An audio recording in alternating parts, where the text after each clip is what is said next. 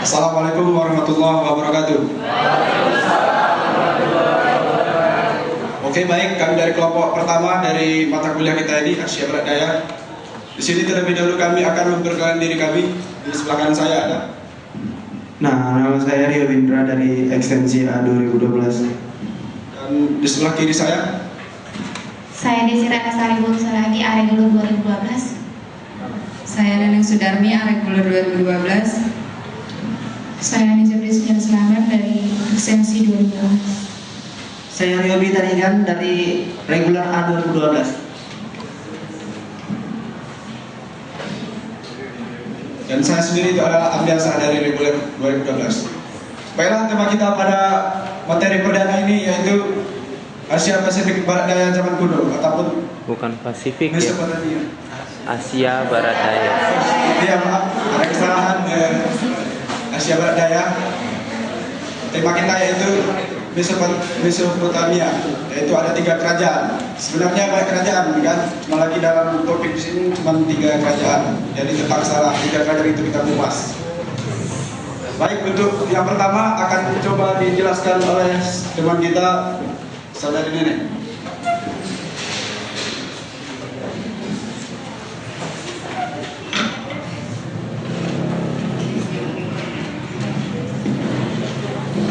Ya, Assalamualaikum warahmatullahi wabarakatuh.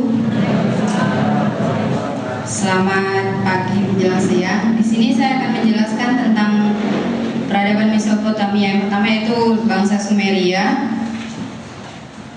Bangsa Sumeria adalah bangsa yang pertama kali mendiami dataran Mesopotamia. Dia terletak di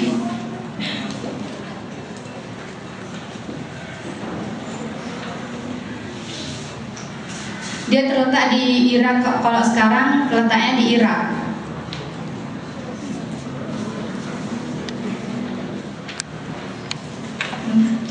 Dia terletak di antara sungai Tigris dan Efrat.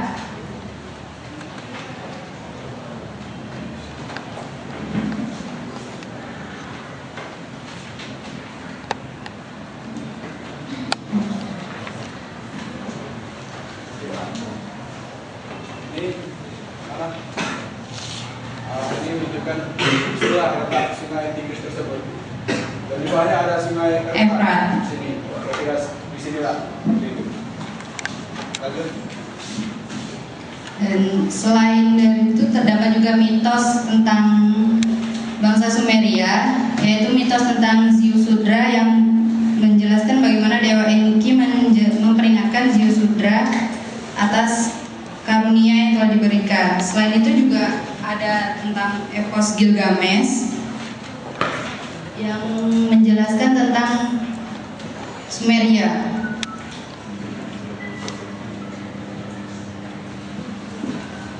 Dan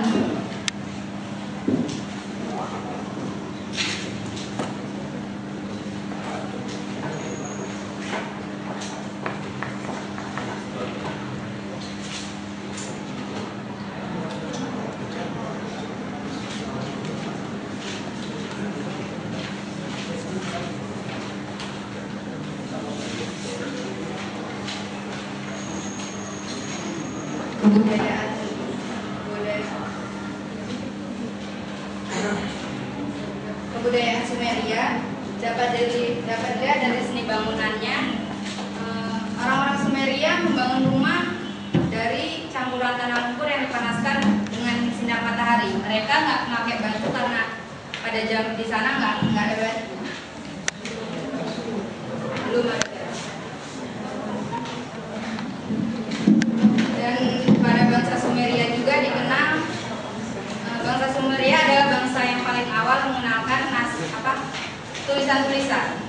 Dan tulisan yang itu naskah berhuruf paku yang memakai tanah liat yang basah untuk membuat tabel. Selain itu, bangsa Sumeria juga bangsa yang pertama kali mengenalkan matematika atau rekayasa engineering. Bangsa Sumeria lah yang mengenalkan bahwa dalam 1 jam itu terdiri dari 60 menit dan 1 menit nanti terjadi 60 second. Selain itu, kepercayaan bangsa Sumeria itu politeis, yaitu mempercayai banyak dewa. Dewa yang utama dari mereka adalah dewa Marduk, yang kalau mereka itu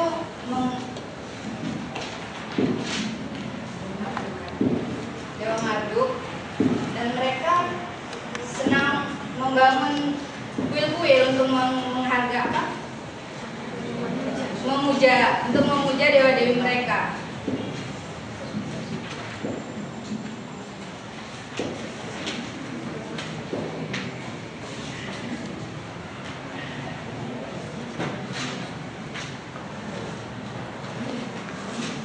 Ya, itu mungkin ya mengenai kerajaan yang pertama yaitu Sumeria tadi dijelaskan. Mungkin nanti ada pertanyaan bisa kita jawab bersama-sama saja. Kemudian ada pula penjelasan kedua yaitu Babilonia. Ini saudari Desi. Lanjut. Ya, di sini saya akan menjelaskan tentang peradaban Babilonia Lama. Peradaban Babilonia Lama disebut juga peradaban Amoria dari bangsa Amoria termasuk rumpun semi. Bangsa Amoria melakukan Sumeria, Akkadia, dan Assyria mendirikan kota-kota sebagai pusat peradaban di kawasan Mesopotamia sekitar tahun 2000 sebelum Masehi. Bangsa Babilonia masih satu rumpun dengan bangsa Sumeria, dan mereka merupakan nenek moyang bangsa Yahudi dan Arab. Setelah kemenangan bangsa Amoria atau Amori dipimpin oleh Sargon Agung melakukan tetangganya yaitu Akkad, Sumeria, dan Assyria, dibentuklah sebuah imperium besar yang disebut Babilonia Tua. Daerah kekuasaan meliputi wilayah Sumeria dan Akkadia atau disebut dengan Mesopotamia. Ibu kotanya Agelia atau Akkad, raja yang kemudian Ur-Nammu tahun 2113 sampai dengan 2096 sebelum Masehi. Sebagai pertama kebesaran, ia membangun zigurat yang sangat besar didirikan di atas bukit dengan 3 tangga dari dasar ke puncaknya, dan masing-masing berdiri dari 100 anak tangga. Pusat kebudayaan adalah kota Babylon atau disebut dengan Babil. Berdasarkan penelitian para ahli etimologi bahwa nama Babilonia berasal dari kata Babila yang pada awalnya kata Babilu yang berarti gerbang menuju Tuhan.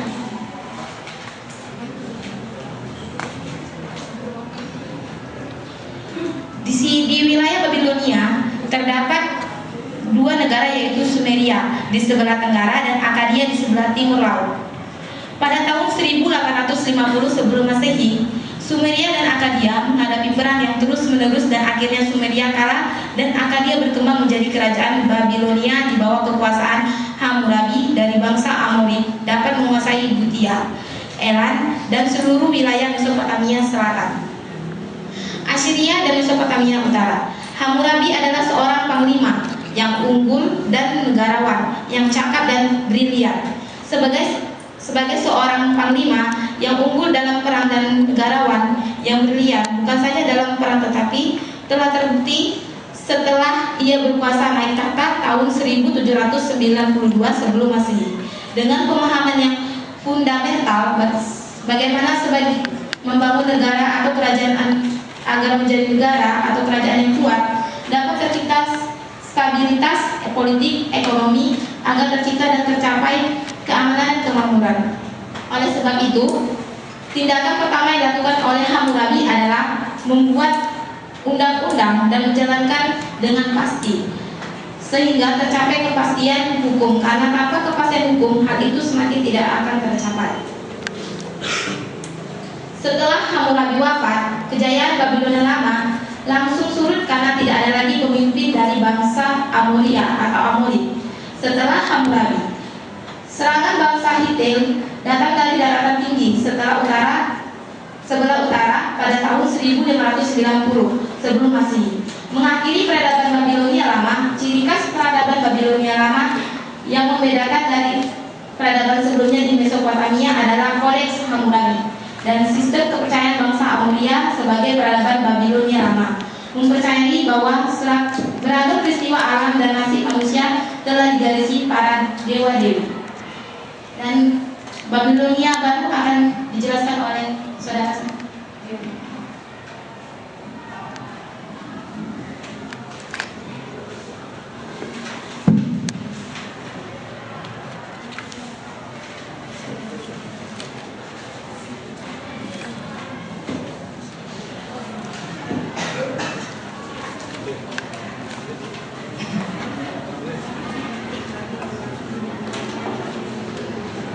Kemudian yang ketiga yaitu Babilonia Baru.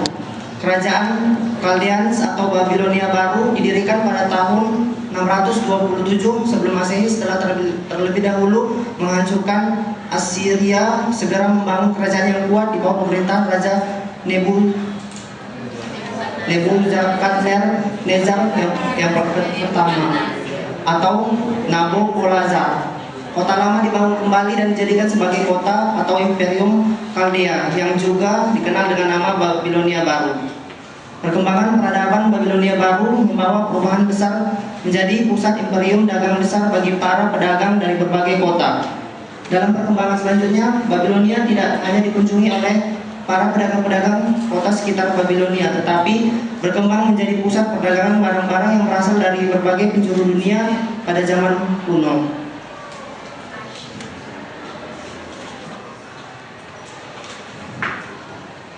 Peradaban yang diwariskan Babilonia Baru yaitu yang pertama bidang astrologi. Mereka percaya bahwa masa depan dapat diketahui dengan mempelajari bintang. Mereka membuat benda-benda langit meramalkan gerhana. Yang kedua, bidang pengaturan waktu atau kalender. Mereka membagi minggu dalam 7 hari dan 1 hari ke dalam 12 jam ganda atau 1 hari 12 jam dan malam 12 jam. Yang ketiga, bidang teknologi dan perencanaan pembangunan kota dengan memperhatikan dan mengamati bangunan kota Babilonia. Babilonia Baru sangat menakjubkan karena dibangun menurut perencanaan dan tata kota yang teratur, indah dan megah. Bidang matematika, mereka telah mengenal bilangan pecahan, kuadrat dan akar, menghitung keliling lingkaran dan luas lingkaran dengan rumus tertentu. Pada masa pemerintahan Nebukadnezar kedua, Babilonia Baru mencapai puncak kejayaannya dengan wilayah kekuasaan yang luas meliputi seluruh Mesopotamia, sebagian Arab, Palestina, dan Mediterania. Dan kejayaan itu berlangsung selama 100 tahun. Setelah Nebukadnezar kedua meninggal dan digantikan oleh raja yang terakhir bernama Nabonidus, kerajaan Babilonia Baru berturut-turut dikuasai oleh Persia, Makedonia, dan Seleukia.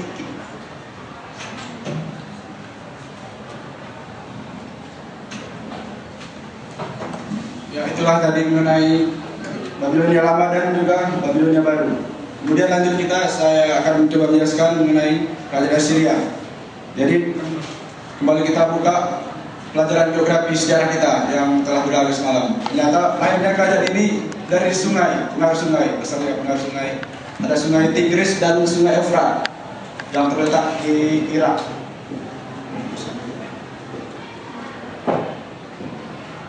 Nah, jadi dari sinilah lahir sebuah peradaban, kemudian lahir banyak peradaban, dan salah satunya itu Assyria. Ini pada tahun 934 sebelum Masehi sampai 609 sebelum Masehi. Jadi kalau kita jumlahkan kira-kira kurang lebih 325 tahun masa kejayaan Assyria ini.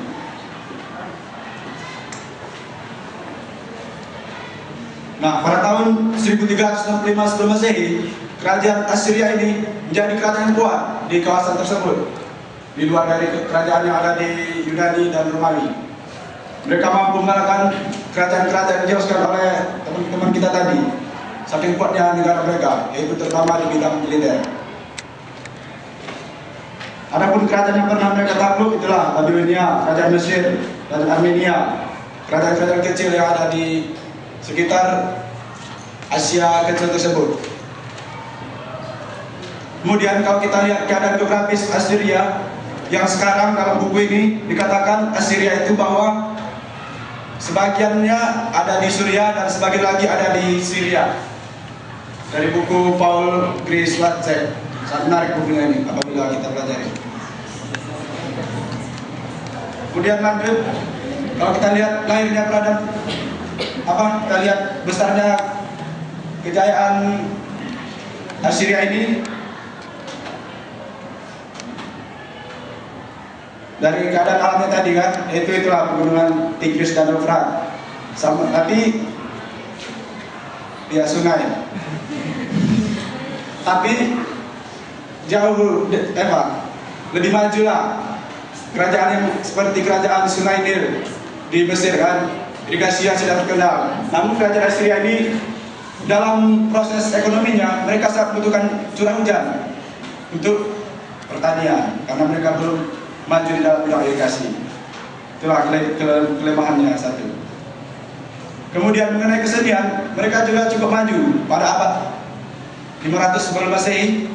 Mereka sudah cukup maju, yaitu terbukti dengan ditemukannya oleh para ahli sejarah berupa kerajaan, gerbang kerajaan yang terbuat dari katakanlah seperti tembaga ataupun emas.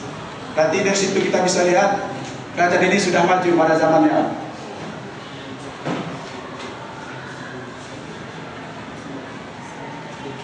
Kemudian mengenai peradabannya, mereka sebenarnya pertama mencuri ataupun mengambil dari peradaban yang sudah ada, yaitu peradaban Babilonia Lama, Baru, dan Sumeria yang tadi. Jadi mereka kembangkan peradaban tersebut menjadi lebih maju. Nah, itulah dia.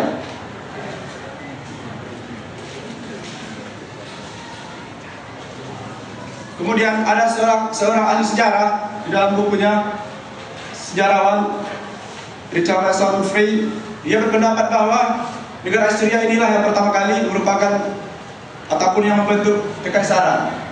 Berarti kalau kita kaji, Romawi kan itu sekitar tahun 600 sebelum Masehi. Berarti hampir berdekatan. Tapi menurut sejarawan ini, negara Assyria inilah ataupun kerajaan Assyria inilah yang pertama kali membentuk kekaisaran, yaitu kekaisaran Assyria.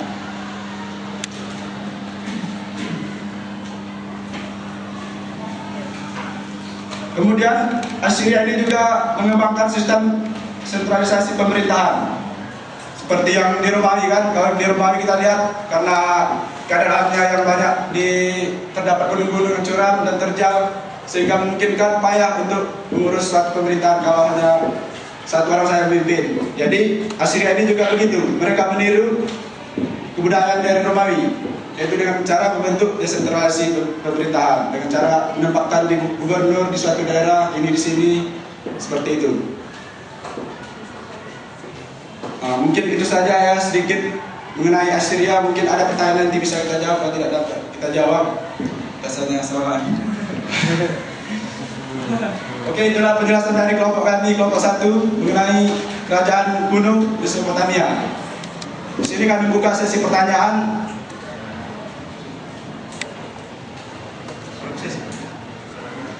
Satu aja dulu. Ya, kepada yang mau bertanya persilakan. Ya. Ada saudara Niko. Oke.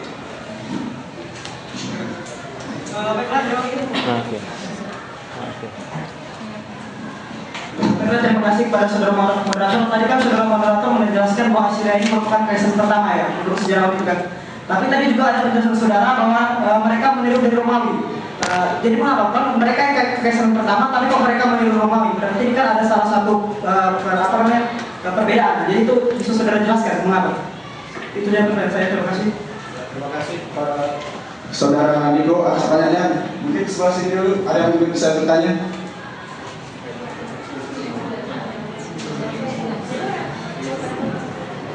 Oh, saudara S3 Gora, silakan. Baik, terima kasih pada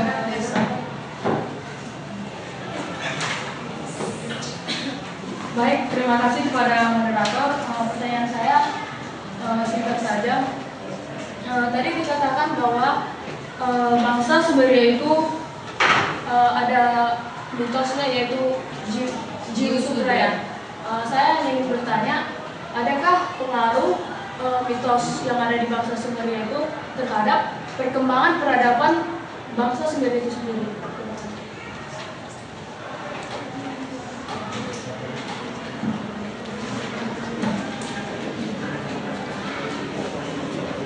Pertanyaan selanjutnya ada dari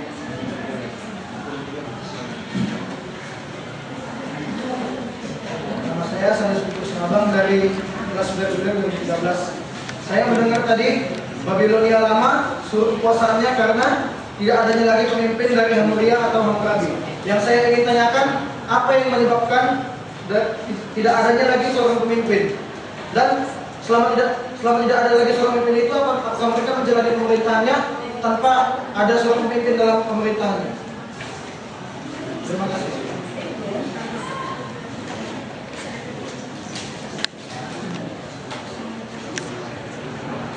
Ada satu pertanyaan lagi, ada yang ingin bertanya?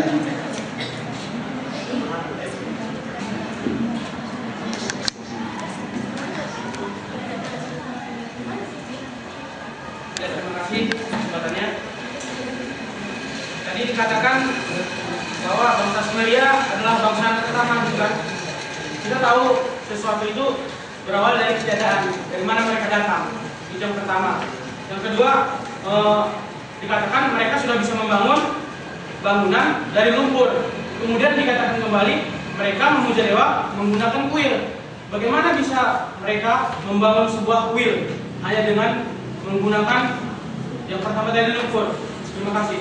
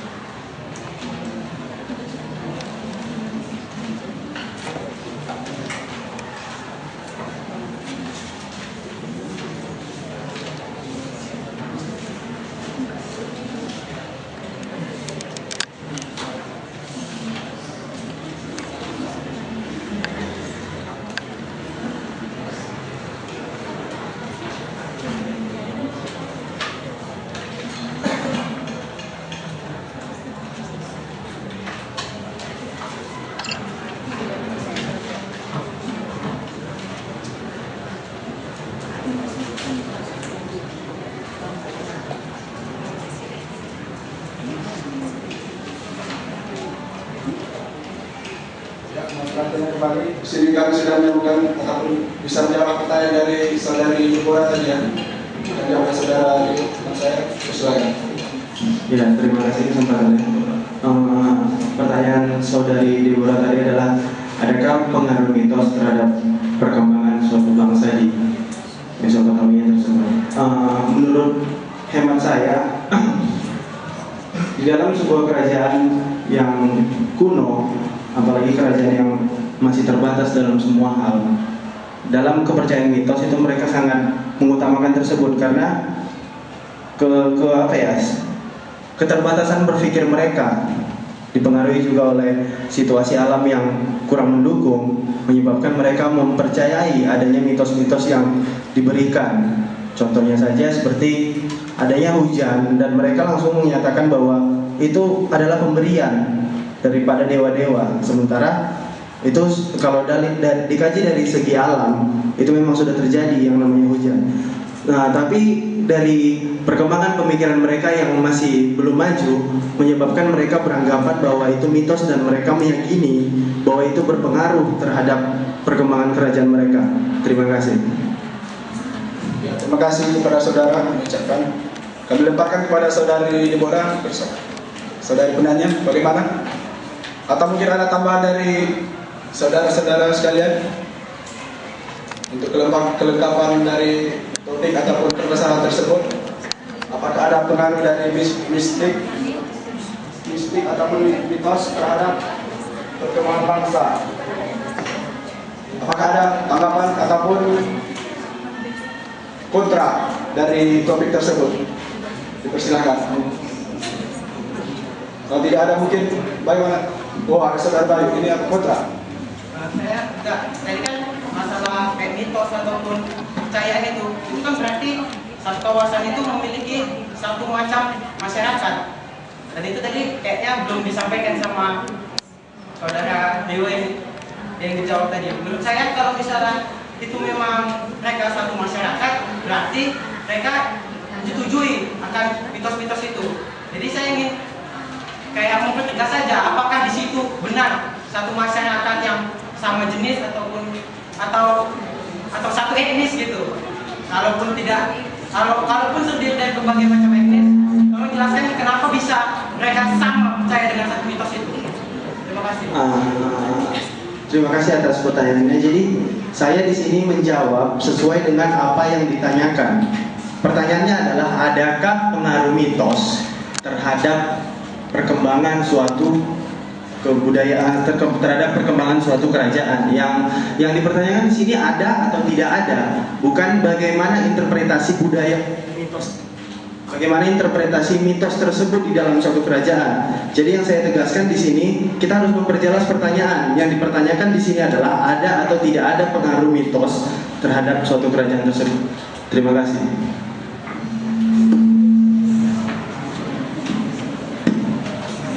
Ya, mungkin ada yang lain yang ingin menanggapi ataupun pro ataupun kontra terhadap topik kali ini, atau akan kembalikan kepada saudari Deborah, bagaimana?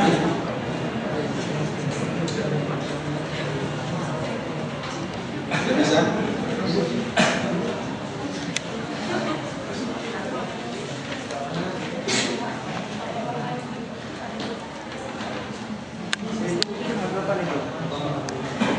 Ya, mungkin ada tanggapan dari saudara-saudara. Baik, kalau tidak ada, mungkin saudari Deborah sudah bisa ya. Sudah bisa.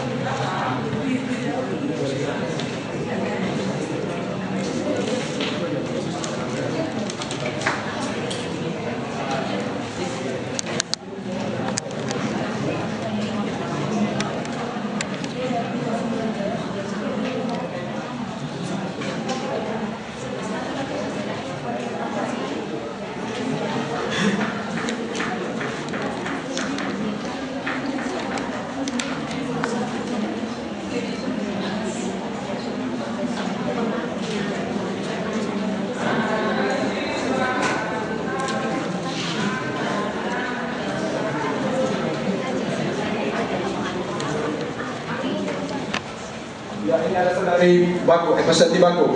Mau kontra? Saya ingin lebih menanyakan lagi kepada materi. Tadi kan Anda mengatakan bahwa mereka pemikirannya terbatas, kan? Sementara ada tadi saudara kawan Anda mengatakan bahwa pemikiran mereka sudah maju, menciptakan dan mereka. Sebenarnya antara Anda berdua mana yang betul gitu loh? Jangan ada tadi Anda bilang bisa buat blender, bisa bikin ini gitu loh. Sementara Anda bilang mereka pemikirannya keterbatasan pemikiran dan sebagainya. Tolong dia lebih tegas lagi supaya kami paham gitu. Terima kasih.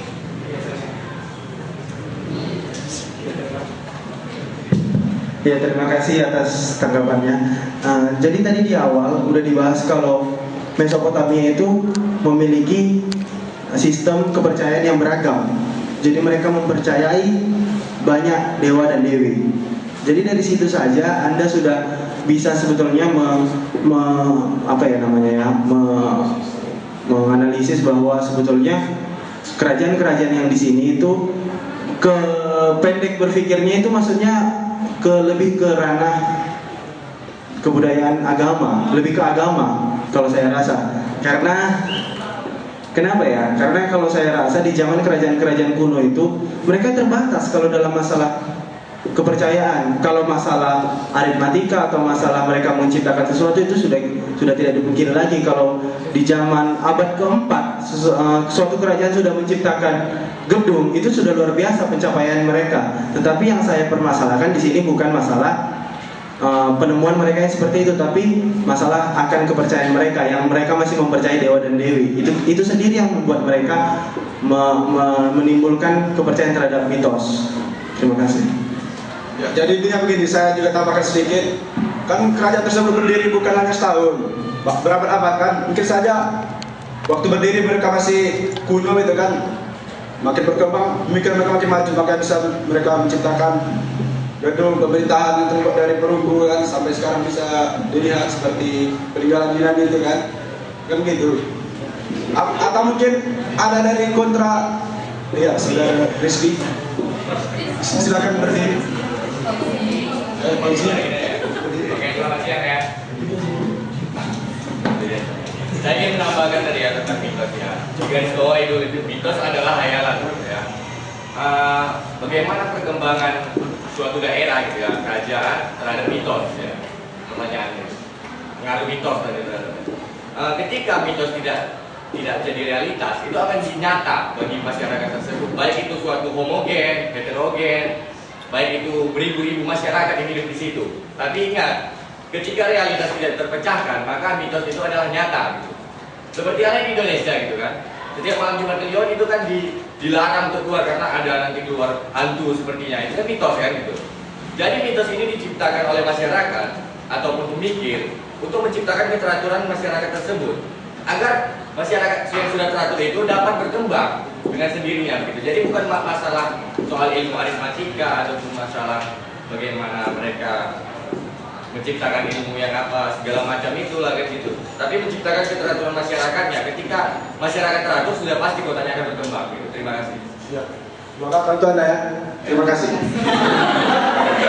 Oke, baik, kita melemparkan kepada saudari Baku, Ekosenti Baku. Sudah bisa ya?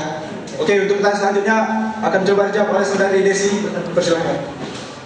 Atau mungkin ada lagi penambahan? Saya rasa tanggapan Koji itu lebih mitos itu lebih kepada sugesti, sugesti yang menyatakan sesuatu. Jadi sesuatu yang tidak nyata disugesti menjadi nyata dan menghasilkan sebuah menghasilkan sebuah kenyataan dan seperti itu. Filsafat yang luar biasa ya, saudara Koji.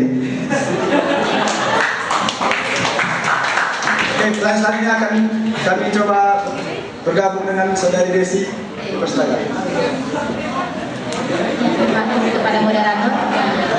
Di sini saya akan menjawab pertanyaannya dari saudari. Tapi lebih jelasnya, coba saudara memperjelas lagi pertanyaannya karena tadi saya belum mendengarnya. Tadi saya mendengarkan presentasi dari saudara. Babilonia lama surut kekuasaannya disebabkan tidak ada lagi pemimpin dari Hammurabi dan Hammurabi. Yang saya ingin tanyakan, apa yang menyebabkan tidak adanya lagi pemimpin atau habisnya stok pemimpin di Hammurabi dan Hammurabi yang menyebabkan surutnya kekuasaan Babilonia lama? Dan apakah selama itu mungkinkah mereka menjalankan pada pemerintahan mereka tanpa seorang pemimpin? Saya ingin Anda jelaskan. Terima kasih. Ya, di sini seperti kita ketahui dan saya tadi sudah menjelaskan, Hammurabi itu membuat suatu undang-undang. Undang-undang Hammurabi adalah contohnya menjunjung tinggi hak asasi manusia karena ketetapan tentang hak milik dan hak wanita seperti wanita berhak berdagang dan mempunyai hak milik pribadi.